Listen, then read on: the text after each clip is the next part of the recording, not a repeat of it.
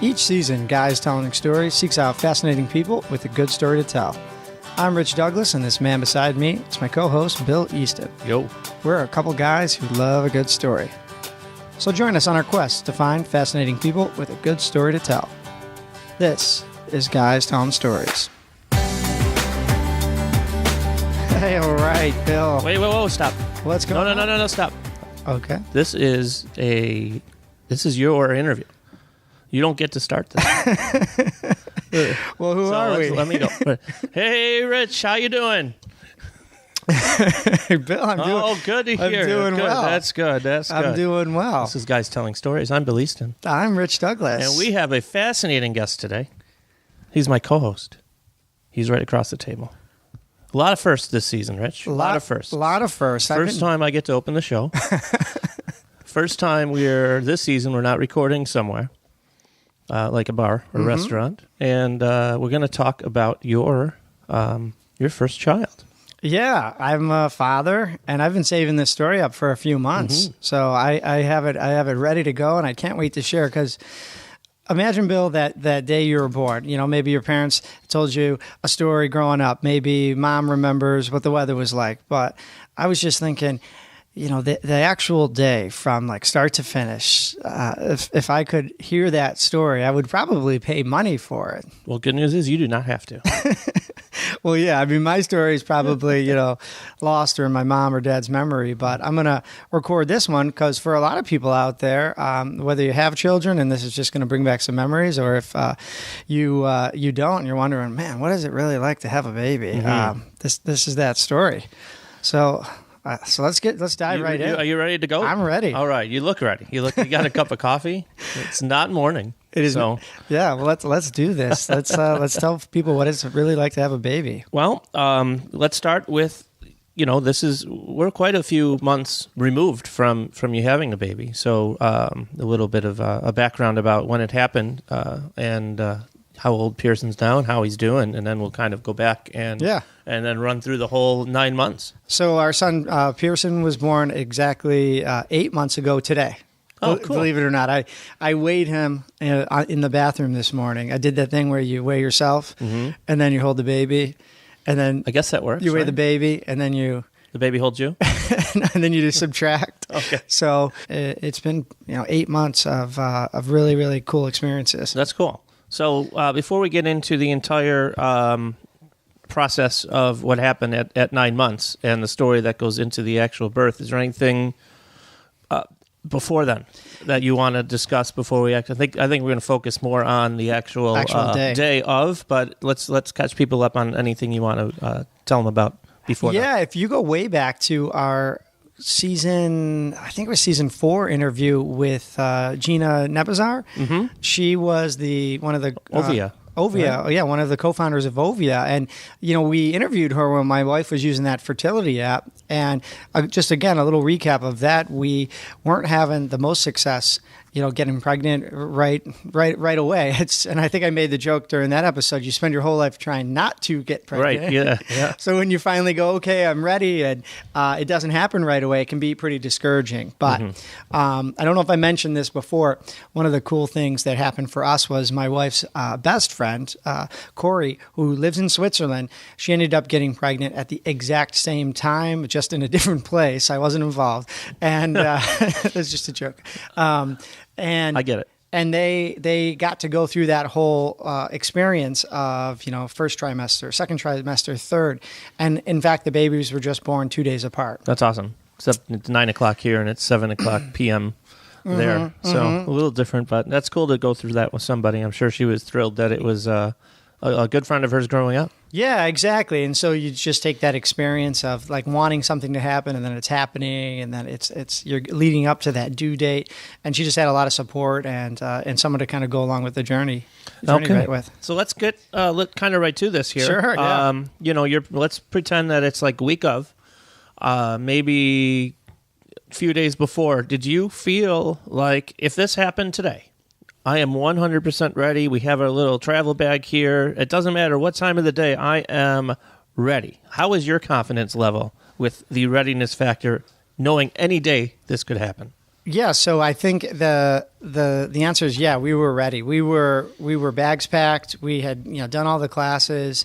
We were actually about a week late. My wife had just gone to an appointment the day before the baby was born, and they had told us that if you don't deliver naturally in the next couple of days, we're going to schedule you to be induced, and you basically go to the hospital and have the baby that day, one way or another. So we were beyond ready. The nursery was decorated, and the bags were packed, and we were just waiting for it to happen. Did you practice at all? Did you take a dry run trip to see check traffic, make sure? Yeah. Well, it's not so much, mapping out the route ahead of time because the hospital isn't too far from here, but they actually let you go take a tour of the hospital, tell you, this is the room where you're end up delivering. They give you some information on what you can do day of, anything from sitting on a bouncy ball to using a pillow for back support. Or we're talking about Courtney. Yeah, okay. No, it's funny. They actually say though, they're like, okay, now Dad, you try the massage, like you try the back support. Well, maybe she watches you bounce up and down. yeah, and you ask some funny questions and you get some sideways glances. But no, all in all, we really did feel prepared. Okay, so then take us to the moment. Take us to what led up to the hours before. What were you doing? What was it like? And then to the actual point where, hey, it's time to go. It's time to go. The actual day it happened was after she had gone to that appointment, and it was about 4 a.m, and I hear a call from the bathroom, and she said that her water had broke. And I'm waking up a little groggy because, 4 is early. Maybe if it was 5 or 6, it'd be like, okay, well, let's go. But 4 is early, and it's nothing like the movies. They say, or what you've seen in the movies, you expect this, like water balloon burst on the floor and this dramatic scene. And instead, it's like a small amount of like fluid. It was really no big deal. And my first thought was, all right, well, water broke. Let me get some towels and let the dog outside. I'm like, she's going to need some towels to clean up, and I don't want him like tracking this through the house. So it's funny that I remember actually worrying about the dog like sniffing around on the floor. And so I gave her the towels and let the dog out, and it was garbage day. So, in our neck of the woods, you drag the cans to the curb. So I'm like, all right, well, let me just drag the cans to the curb, and I'll come back inside. So in your prep with the doctors and everything, all the meetings that lead up to it, it's just like, hey, if it's garbage day, don't forget to take your trash out? Is that No, that was not in there. You were just very calm. I was just like, well, you know what? We'll probably be at the hospital for a couple of days. It's garbage day. Let me make sure I take the trash It's 4 out. a.m. I'm not answering it. Yeah. It's like, what else? I was just doing every little thing that I could. And at Courtney, she wasn't in any pain. She wasn't having labor pains. Okay. That was kind of my next question. So, well, in fact, when I came in, she had already let the dog back in, and she was wearing this blue mitten, and she was dusting the coffee table. She was just like doing she was doing the chores that she would normally do maybe later in the week, but she knew, she's like, oh, I probably won't be home for a little while. So what do? I just started making coffee. And while that's brewing, I was just like, well, I'll go make the bed. And the bags are packed. Yeah. So for, I would say, a good 45 minutes to an hour, we're just kind of standing around the house, going from one room to the next, waiting for her to feel, I guess, something different. Okay. But did you call a doctor or ambulance or anything? Are you waiting for somebody else to call you back, or are you just kind of like taking this on your own? I mean, this is your first. Well, yeah, you're right. So we didn't know exactly what to do, but because there wasn't some giant burst or some dramatic scene where she's in a lot of pain, she's in the medical field, so she knows that if the doctor's office is going to tell her to go to the hospital, she should just go to the hospital. But she's not having any labor pains. She's not having really any contraction she could feel. There wasn't this giant burst. So she's wondering, did my water actually burst? So we decided just to wait a couple hours. I remember I was like, oh yeah, the phone chargers. So we're having coffee, and I'm like, phone chargers, let me pack those. Let me make sure we got our toiletries. And we're just waiting. We finally did call the doctor's office when they opened it. There's somebody answering the phones real early in the morning. And of course, they probably said what you'd expect them to say. They're just like, go to the hospital. Yeah. Go get If them. I was up at 4 a.m. and you called me, that's what I would have told you also. Well, exactly. I will take your garbage out. You just go to the hospital, see what they say. I don't know. I think because I don't know about you. I don't generally feel like comfortable in hospitals. I don't go there very often. I don't know my way around. You're avoiding going. Yeah. So we don't exactly know where to go, but we've been there before, and if the doctor's office says go, like, we're going to go. All right, so you finish your chores. You are at the hospital now, and that's it. So you and Court are walking in together. I'm guessing it's not the type of scene where they rush out with a wheelchair and put her in. So you walk in. Nothing like that. She's probably, I mean, it's winter, so she probably got a coat on. She may not even look pregnant. They don't even know yet, so you have to find your way to someone that's going to help you. Did you go to the ER? No, so we had been to the hospital before, and we were familiar with at least where to go, what floor. And it turns out when you call the doctor's office, they call ahead. Okay. And it's sort of like they check you in online. So we knew where to go. And we knew that they'd be expecting us, but we felt like little kids. And I say little kids in the sense like, we're like, hello, yeah, we're here to have a baby. Yes, one baby, please. Can you put us in for that? Mm-hmm. Yes, make that to go as soon as possible. And they're like, no, that's not the way it works. I mean, the classes prepare you for the moment, before, during, and after. But that all goes out the window in the moment because, I mean, typically when you go into an exam room, what happens? They tell you to put this gown on, and we'll be back in a little while. Courtney was a little upset that I put the gown on. She's like, take that off. That's for me. There's one gown. But we were just basically waiting to get in, and they ask all the same, regular medical questions that you'd expect. And I didn't realize this, but they're actually determining if you should go back home. Okay, there's this, I've heard this. Yeah, there's this thing that if you aren't feeling contractions or you haven't made a certain amount of progress, that it is not actually labor. And so it's like a false alarm, go back. Yeah, and your doctor's probably laying in bed still anyway, and he's probably just like, oh, I can't believe he called this early. We got at least 24 hours before I have to be there. Well, there's a whole part of that we'll get to. The doctor she had been seeing may not be the one that delivers her if she's not on call that day. But I guess if your water breaks, then they want you to go into labor as soon as possible. So that's what they were like. They were like, you got to stay. So you're in your room. You got your robe on. Well, you have Courtney's robe on. You give it to Courtney. How is the room? It was kind of fancy. I say that it was like a nice little hotel room. There's a recliner. There's a window, a TV. There's like a special little like chair for Dad to sit in if he wants to sit on the other side of the bed. There's like bouncy balls and not the small kind, like almost those giant yoga balls or the kind people would use like when they sit at their desks. They just sort of set you up. And they hook up an IV for whatever drugs like they are going to give you, hormone drugs, pain drugs. Yeah. And I know labor is different for every single family out there. But for those first few hours hooked up to the IV, it was mostly just staying in bed, bouncing on the ball occasionally. And it was actually kind of just like calm. Okay. So it's calm. Courtney's probably laying down. Is she sleeping at all at this point? Or is it just kind of watching TV? It's still early. It's probably 7, 8 in the morning at this point. You've been there a few hours. Even flash forward, like say we've been there about like 3-4 hours. We were on the laptop. She was checking in with work because if she could, this was funny. If she could like technically work a half day, then being out with the baby when it's born, she's like that's another half day. Right. So she's not feeling any pain. She's just like, tasking on her computer. And she worked the day before? Yeah. Okay. Yeah. And I was supposed to go in that day too, but I just called in and said, wife's having a baby. It was one of those moments they're like, hey, don't worry about it. I got it. Yeah.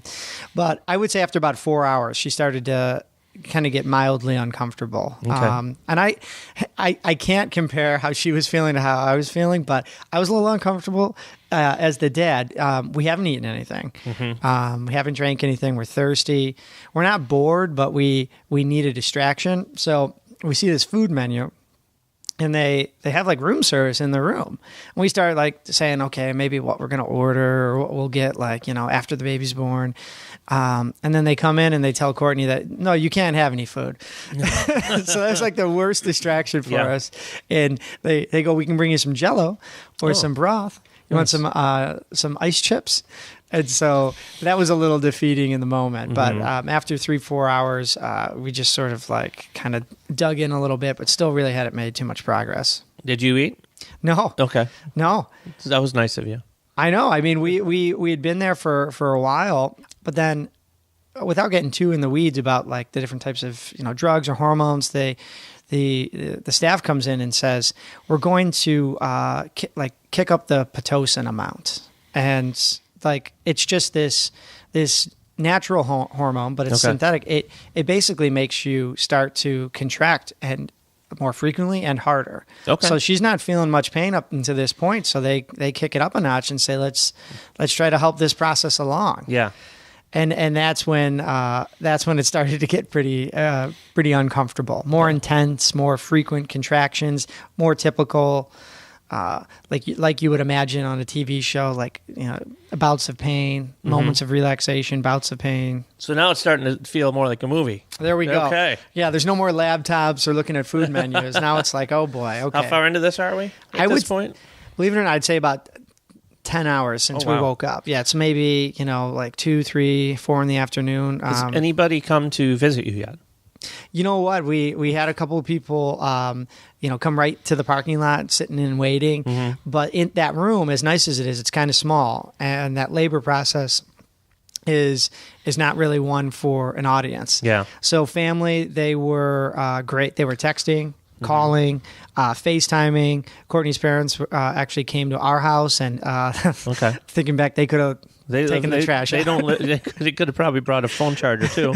Maybe even wiped off the kitchen counter. Yeah. But they let the dog out, and I'm sure they were just wearing a hole in the floor somewhere, pacing back and forth. Yeah. But this, like I said, this labor process was going, as best as we could imagine it. So everyone was just in like a holding pattern. So, Rich, is this the first time your parents are grandparents? Because I know Courtney's brother, even though he's not local, has children, and I know they don't get to see him as often. So they were super excited, which is also why they were pacing a hole in your floor. Yeah. But how about your parents? On my end, my parents were super supportive that day, calling and texting, and they have been grandparents. I have an older sister who had kids. She's about 7 years older, and those kids are in their late teens. So they've been like down this road before as grandparents, but a new baby is something they're very, very excited about, and just they wanted updates constantly. So I tried to do a really good job of just like having 3 different text chains going, right? But a lot of the updates are okay. She's contractions are starting. We'll keep you posted. Yeah. Doctor just upped the Pitocin. We'll keep you posted. That type of thing. And I'm sure it's the type of thing too, where let's say me and Dawn are on a text, and maybe some of your other friends, and then your brothers, and then your parents, and Courtney's parents. Everyone's going to get a little different message. So, some details aren't meant for everybody. Yeah. So that must have been, just keeping track of it with everything else going on is probably time consuming. Yeah. Well, Courtney's, she's dealing with the actual labor process, and I wanted to make sure anybody and everybody that was looking for information had the most up-to-date information, because a lot of people worry, maybe they assume the worst, and things were going well. And so I was just in charge of that. So, I guess to all the dads out there, just having the cell phone there, doing everything from texting people to taking pictures is kind of a strange way of being supportive if you're keeping everybody, in the loop. So don't forget the phone charger, but don't worry about the trash. Yeah. You can always buy an extra phone charger and just throw it in that bag. I know. You're going to use it later anyway in life. Yeah. Yeah. So. All right, let's move ahead to the actual the contractions and a little bit of the pain. And you guys right now, you just kind of chill, waiting, and when it gets kicked up a notch, like for real, what happens? Well, it was a funny timing, because we were right about to FaceTime with her mom. We're bouncing on one of those balls, and the midwife comes in and checks. And it was at that moment where she actually says that Courtney is not dilated. And that basically means, the baby, he starts pushing out, but you can't really, start to push or start to, work on getting the baby out of there until you're a certain amount dilated. So I've heard the labor process can be super fast. Maybe your second, third baby, you start feeling pains, an hour later you deliver, but that's just not the case with us. So when she delivers that news that we're not dilated at all, the spirits were at an all-time low. We needed a distraction. We had the laptop open while she was bouncing on the ball, tried to watch some stupid like Netflix video, and I think the pain was just overbearing at that point, but they did have an option to offer her something like this one-time drug they could give her called like Nubane, and we weren't anti-drugs, but because they said it's like a one-time use relief of pain, we were trying to wait until it was as necessary as possible. Yeah. But the nurses, they actually change shifts after a certain amount of time, and now we're getting into like the 4, 5, 6 o'clock hour. So they start to hint, don't wait too long. To take the drugs. So I'd say maybe an hour after that, 45 minutes later, they check her again, and she's really only like dilated like a centimeter, which is next to nothing. I think right around 4 or 5 is when they really start to say, okay, things are getting moving. And hearing that after going on 13 hours of being awake and prepping things and getting to the hospital and going through the process, it just was devastating. She's exhausted. She's in pain. The Nubane, she did end up saying, let's get it. And she, felt this mix of like relief and intense contractions at the same time. So not to say it didn't help, but it definitely didn't do much to alleviate what that current state of like sort of like tense anxiousness was. So is this about the time where you come home and put your trash bins back up? No, I mean, I haven't really left the room there, and the doctors say, well, let's lower the lights, shut the shades. We just gave the one drug. You need to be resting in between contractions. So even if it's going to be intense, you just need to be in a state of complete relaxation. They're trying other techniques too, without getting into too much information, just in terms of like medical stuff. There was a Cook's balloon involved, and Courtney's just literally saying at this point, these contractions are unbearable. I'm glad you got all the medical terms, because I got none of that on my sheet here. So, well, I'm learning as I'm going. I'm like, well, what is this? You're just throwing out the drug names and stuff. What are we doing? All right, how do you spell Pitocin? But it was right about that time the midwife pops in and says goodbye, that she's going to be leaving soon, and again gently says not to wait too long for the epidural. Okay. And I don't really know much about that as the dad and husband. I'm like, well, how long from when we requested can we get it? And the answer is, I don't know. It could be like 20 minutes to an hour from when you request it. Yeah. So it's like, if you need the relief, if you feel like it's, don't wait. Don't wait, because depending on when they answer the page, it could be up to an hour. And that will kind of block out all of the pain with the contractions, right? Yeah, or at least it's supposed to. It's definitely a numbing of that pain. And as soon as I asked that question, Courtney got this major contraction, unbelievable pain. Right at that moment, she's like, I want the epidural.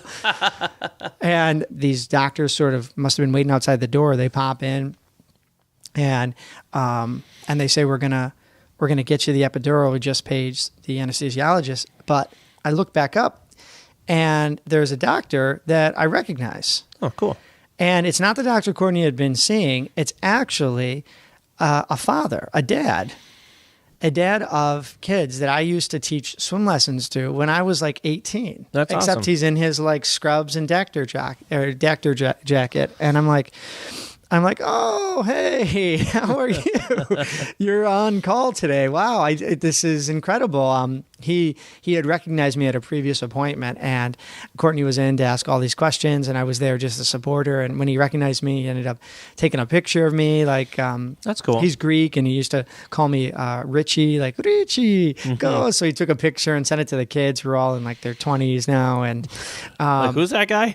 Yeah, right. Now, so he took me off guard in the moment, but he gave me that sense of like safety and relief, because he had already sort of made a bond with me and with Courtney earlier, and she had this other doctor as well that she had been using who wasn't there. So I was happy to see somebody like in our corner right at that moment when we needed it. So the anesthesiologist like pops in, and they actually introduce a new nurse because there is that changing of the shift. And they ask me, I got to leave the room. They don't let you stay in the room when any of that's happening. Oh, okay. And so they're like, hey, you got to leave for about 20, 30 minutes. Go get something to eat or drink. You might be hungry or thirsty. And then we'll let you know when you can come back in. So I just leave. I call her parents on the way down the vending machine. I remember specifically, I like needed like juice or something, and like it was like $3.60 for this like little can of fruit juice. And I'm like, all right, I had to use my credit card, and the vending machine took credit cards. I remember. Nice. So I'm drinking my juice, and I'm waiting outside the room, and it's like 20 minutes later. They tell me I can go in, and she's on like cloud 9. It looked like she had just drank an entire bottle of wine and was feeling fine. You know what I mean? She just like was completely relaxed. And I didn't mention it earlier, but there was this little monitor next to her that is showing her contractions on top, and it had the heart or the baby's heartbeat down below. And honestly, you can see that she's having these hard contractions frequently, and she's not even acknowledging them. Oh, good. Yeah. So you could tell that things were going in the right direction. When I had talked to her parents, they had asked to stop by and check in, and so they popped on over, and she started to get sleepy, and she was tired. So they said, "Oh, okay, like we'll be right around the corner if you need us." And they took off, and the staff kind of like gives us the thumbs up and says, you'll probably be able to expect to deliver in the next 5 or 6 hours. So try to get a little sleep and I would say time-wise, it ended up maybe being, we're good like 16 hours in after all this. Okay. Hey, let's, you look a little sweaty. You're not used to answering all these questions. Or maybe it's me not used to asking them all. Yeah. Oh. You want to take a... Yeah, let's take a little short break. We can... All right, we'll be back right after this. The good people at Podcast Your Story are proud to sponsor the podcast, Bill. I know. They have been helping businesses and individuals podcast their story for years. So, Bill, can you imagine all the stories out there from having a baby to, I don't know, like what else is popping in mind for you? What type of stories can Podcast Your Story help people with? Any type of family reunion, an anniversary, anything that would bring back some memories or something that you want to save for the next generation or generations beyond. Yeah, they can be professional or personal. Maybe you are retiring and you want to look back on a career, like that you started from nothing and now you feel like you're leaving on top of the mountain. A lot of those stories come from the questions that can be asked to the person involved, and that's also important. It's easy to record your thoughts in diary form or verbally, but to have some professionals help you with along the way makes a big difference. It sure does. And the professionals at Podcast Your Story do exactly that. They record you telling your story, and the final product is a podcast. So businesses and individuals share your story with the world using podcastyourstory.com. Our listeners get 20% off your first recording. Just mention promo code GTS. That's 20% off your first recording with podcastyourstory.com by mentioning promo code GTS. And now, back to your story. Back to our interview. All right, so we are back in the hospital. Courtney's relaxed, sleeping, napping, on and off, probably comfortable, as comfortable as you can be, I think, at this point. And are you sleeping at all in that chair? Yeah, probably. in the chair, I was just sort of, like looking at my phone, trying to stay distracted. I was actually writing down some of this story just so that I wouldn't lose the memories of it. I definitely was in like a different place, sort of zoning out. It's probably like midnight now. You're watching Jimmy Fallon? Yeah, just scrolling through whatever is posting. Yeah, I would say it's just about midnight. And 20 hours into the hospital already. Yeah, the staff's leaving us alone. Courtney's asleep, so just kind of waiting it out at this point. So what's the next thing that happens? So funny enough, we get a little knock on the door, and the nurse pops in and says, "You have a visitor from another hospital." Oh, it wasn't me. I'm like a visitor from another hospital. I was a little confused, and so I pop out there, and they go, "They're in the waiting room." It's like the waiting room. I thought like visiting hours were over. There's no one in the halls, and I walk in. And my mother's sitting there with food. and coffee for me. That's great. From Panera. And she works at a hospital too. And she had just gotten off her shift and she wanted to see how we're hanging in there. So I think she actually went through like the emergency door or the back door. She knows her way around the hospital. Of course she does, yeah. And I really was hungry. And it was just so thoughtful. But there was a side of me, I didn't want to bring food into the room. Right. Where that Courtney, that she couldn't eat or drink. So I said thank you and how thoughtful it was. I was like, I got to get back, to her. And I said my goodbyes and I'm just walking back to the room. And all of a sudden the nurse tells me that the doctor's in there, checking on Courtney. Okay. And I stashed the food into this like community fridge and I get back to the room and everything's okay. They're just checking to see if she has made any progress. And she's almost there, like 4-5 centimeters dilated. Everything's looking fine. They say, get some sleep. But I can't sleep. Right. I can't. I just, you asked me what I was doing before. I just went right back to scrolling through videos. This is one of those memories I have. I ran across on my Facebook feed a NBA basketball game fight. Oh. Like where the players start fighting each other. Those don't happen often. No. And then they start like fighting the fans in the stands. And I watched this like stupid video and I scroll through the next one. And I remember like there was a video of someone beating an entire video game, like really fast, like an old school Super Mario Brothers. And they beat it in like 2-3 minutes. And Courtney's asleep and I'm watching the monitor and everything's normal. I just keep scrolling and scrolling. And it's funny. I didn't think this was possible, but I actually got to the end of the videos. It took me right back to that same NBA game fight video. And I realized, like, I gotta Maybe finally get some sleep. Try to sleep. Yeah, my mind, it might be racing, but my body's exhausted. So I close my eyes.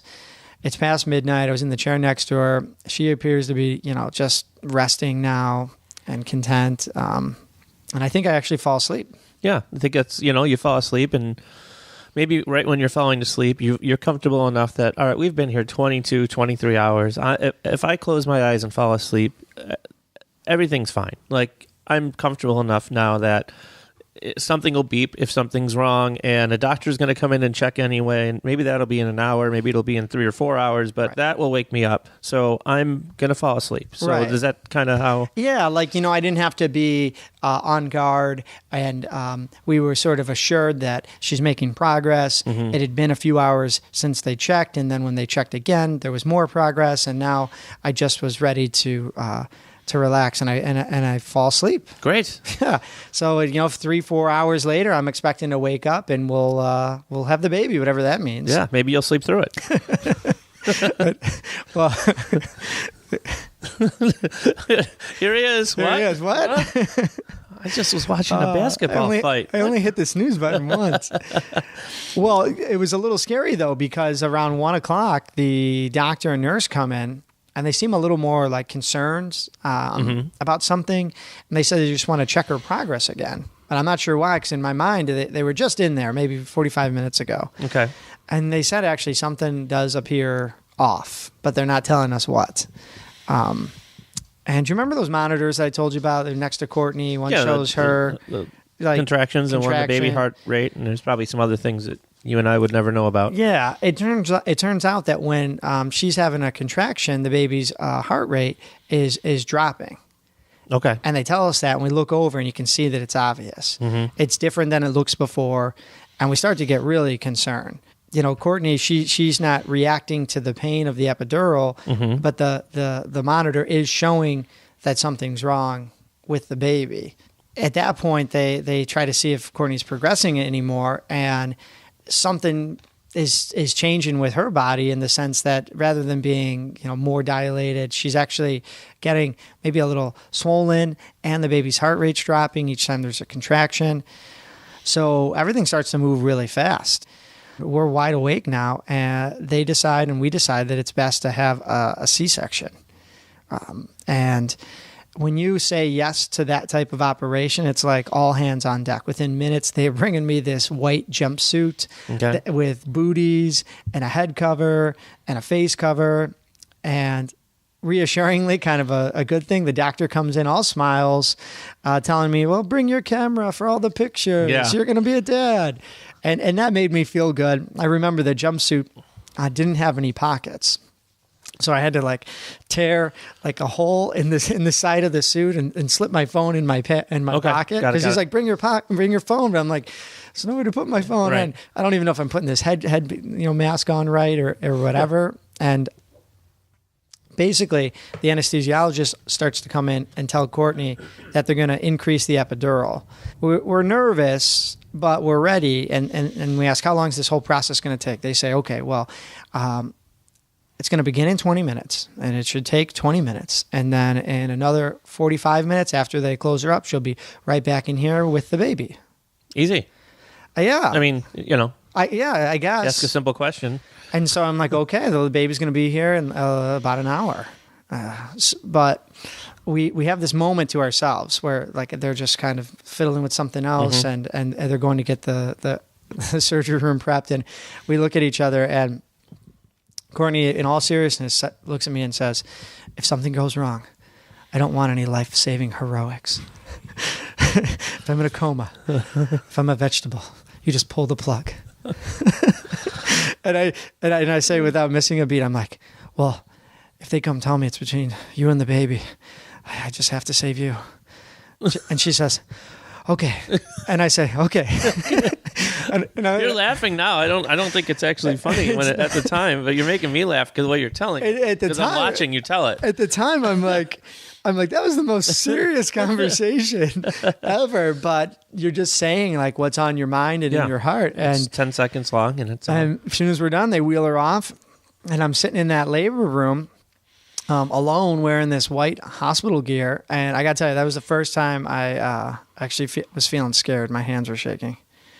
It was scared because of, was it the conversation you guys had, or just scared that she wasn't with you, or? I think it was a mixture of scared that I wasn't with her, scared that I wasn't sure what was going to happen next. There seemed like there was a sense of urgency, like maybe something could go wrong. And yeah, you're probably right. That talk maybe didn't help. It didn't keep me the most optimistic. But I'm just looking down at my hands and they're shaking, and I start to pace like that traditional dad walk. You can see that's in the movies. Yep, where it's just me going back and forth.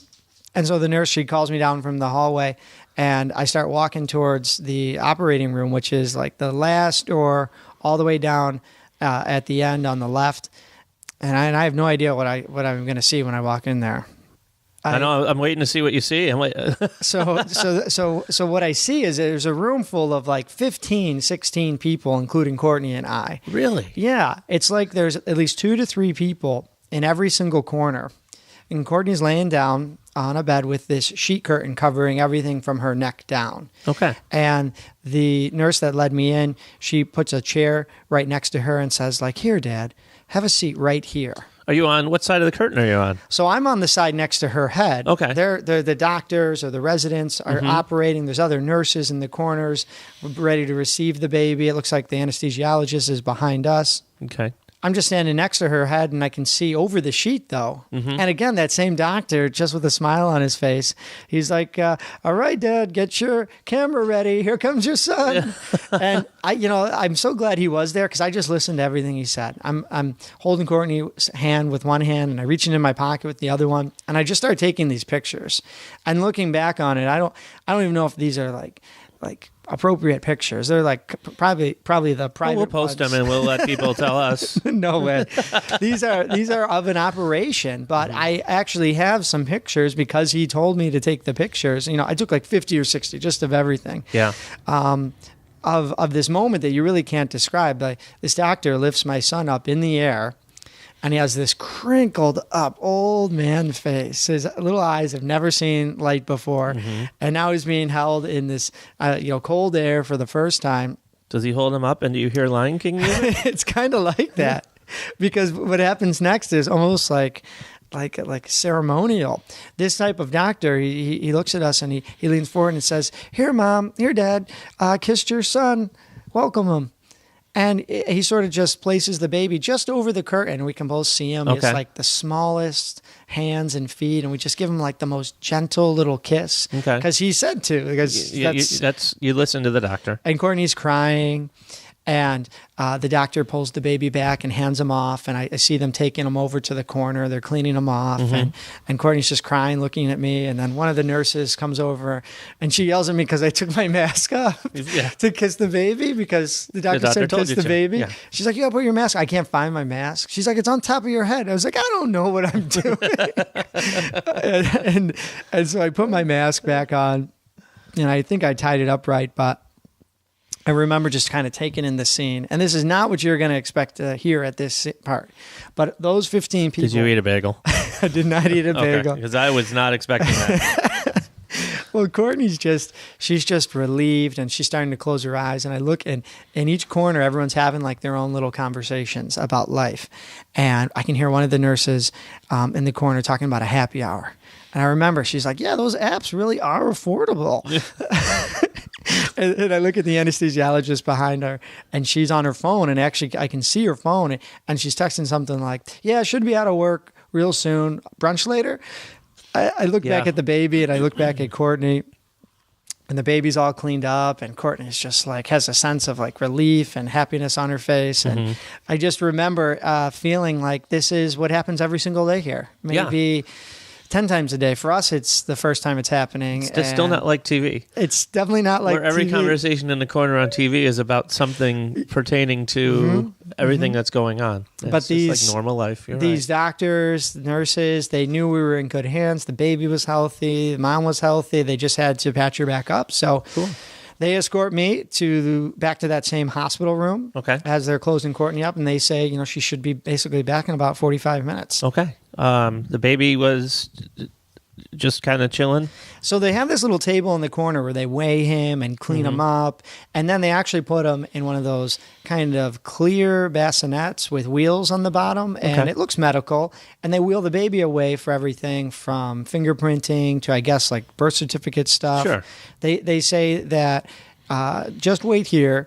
And in like 15, 20 minutes, we're going to bring the baby in. And I'm just like, oh, wow. So I get to like see him or hold him first because she's going to still be, she's going to still be, being closed up and brought back in the room. So I'm just waiting there, and I take off all the white stuff, and soon enough, like 5, 15, 10 minutes later, I don't know, the nurse just like wheels him in and picks him up and puts him in my arms like for the first time. And I'm just... words can't describe that feeling. And, in telling the story right now, the funny thing is this is the crazy part. Like, there's no paperwork, like, for me to sign right in the moment. Right. No one. Well, they know who you are. They've all seen you without your mask on. But even. I feel like it was more of a hassle to get handed the keys to a car in the moment. Lots of waiting for both types of things. But they just say, like, here's your son. And then they walk off, and he's all yours. And it really was one of the cutest things. It turned out he was about 6 pounds, 9 ounces. And while I'm holding him for the first time, he starts to try to like breastfeed my like shirt pocket, which was adorable. I was like, I can't help you, buddy. I got nothing for you. So there's no one there to like tell you, hey, maybe you shouldn't hold him that way, or because you take all these classes that lead up to this moment, and I'm sure your parental instincts maybe kick in, but it's your first baby, so it is. You're just alone with Pearson, and. Are you thinking like, I hope I'm doing this right? Yeah, I am, and I'm also just thinking like, wow, this is incredible. But he's all swaddled up. He's like 6 pounds just kind of lying in your arms. And I'm only going to get, maybe like a couple more minutes with him before Courtney comes. And I'm just sort of taking it all in. I really wasn't worried. I was just thinking how they just sort of say like, you're the parent now. Like, here you go. So the next thing I know, they wheel her back in on that same bed that she had been lying on for hours. And it was kind of lucky for Pearson because I'm sure he was hungry, and little guy was hungry. She got to feed him for the first time, and he ate right away. Wow. So one other fun fact, kind of moving ahead in the story, is they transfer you from that delivery room, that labor room, to like a mommy-baby room. And that's where you kind of come in and help a little bit. We're going to end up staying there for a little longer together as a family because of the C-section. And it turns out that, lo and behold, they actually have one suite style room at the end of the hallway. It's bigger than the other rooms.